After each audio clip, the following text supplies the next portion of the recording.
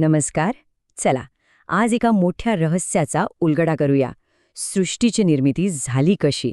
वैदिक तत्वज्ञान याबद्दल काय सांगतं? पाहूया की हे अख्खं विश्व एका छोट्याशा सूक्ष्म ऊर्जेतून कसं तयार झालं.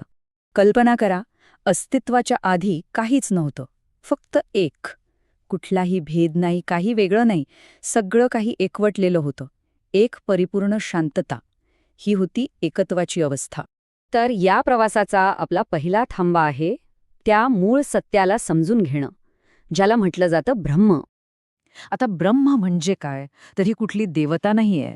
हे आहे ते निराकार, गुणरहित, अनंत सत्य, ज्यातून सगळं काही जन्माला येतं. ही आहे प्रत्येक गोष्टीमागची एक शांत, अव्यक्त शक्ती. आपल्या प्राचीन ग्रंथांमध्ये ज्या मूळ स्रोताचा उल्लेख आहे तोच हा. ठीक आहे, सगळं शांत होतं. मग सृष्टीची सुरुवात झाली कशी?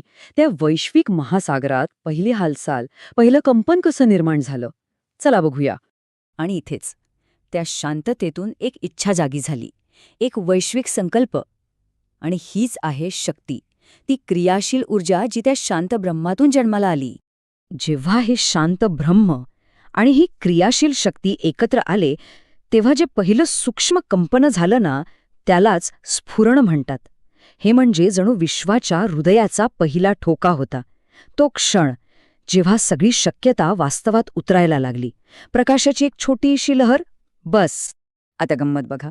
हे एकच कंपन, एकच स्पंदन पुढे 3 मूलभूत शक्तींमध्ये विभागलं गेलं आणि याच 3 शक्तींनी संपूर्ण वास्तवाची रचना केली. चला बघूया कसं ते.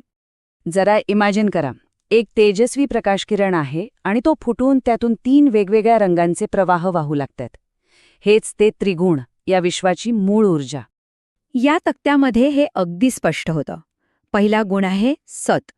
रंग आहे सोनेरी किंवा पिवळा. ही आहे ज्ञानाची, सत्याची ऊर्जा, जिचं स्वरूप आहे सरस्वती. दुसरा आहे रज. रंग आहे लाल किंवा गुलाबी. ही आहे क्रियेची, जीवनाची ऊर्जा, म्हणजेच लक्ष्मीचं स्वरूप. आणि तिसरा आहे तम. रंग निळा किंवा काळा. ही जडत्वाची, रूपाची, स्थिरतेची ऊर्जा आहे, जी कालीचं स्वरूप आहे. बरं, मग या 3 ऊर्जा एकत्र येऊन ब्रह्मांडाची रचना कशी करतात? म्हणजे अगदी सूक्ष्म स्तरापासून ते आपल्या डोळ्यांना दिसणाऱ्या स्थूल जगापर्यंत हे सगळं घडतं कसं? आपल्या ग्रंथांमध्ये एक उल्लेख आहे. शब्द, रूप, रस, गंध. याचा अर्थ काय?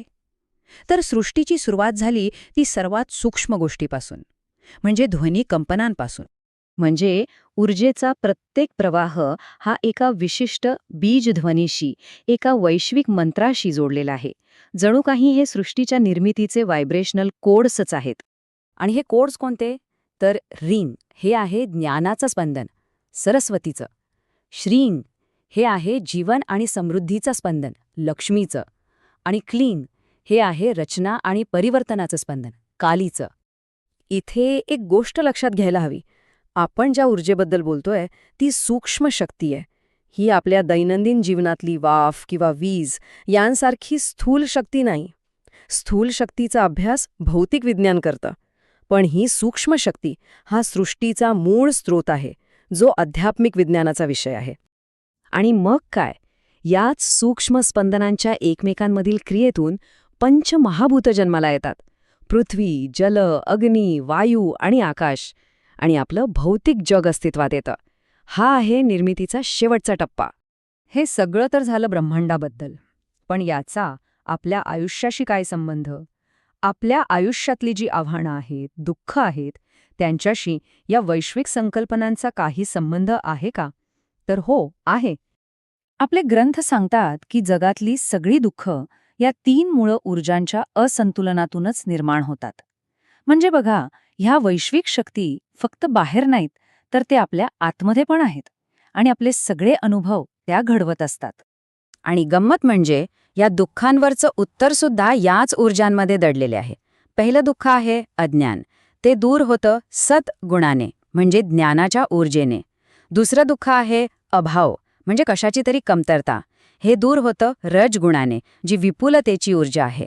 आणि तिसरं दुःख आहे अशक्ती किंवा हतबलता. यावर मात करता येते तम गुणाने, जी परिवर्तनाची, सामर्थ्याची ऊर्जा आहे. तर मग जर ही सृष्टी 3 मूलभूत ऊर्जांचं एक सुंदर नृत्य असेल, तर आपल्या स्वतःच्या जीवनाचं संगीत काय आहे? आपल्या आत या शक्तींचा खेळ कसा चाललाय याचा विचार करायला लावणारा हा प्रश्न आहे, नाही का?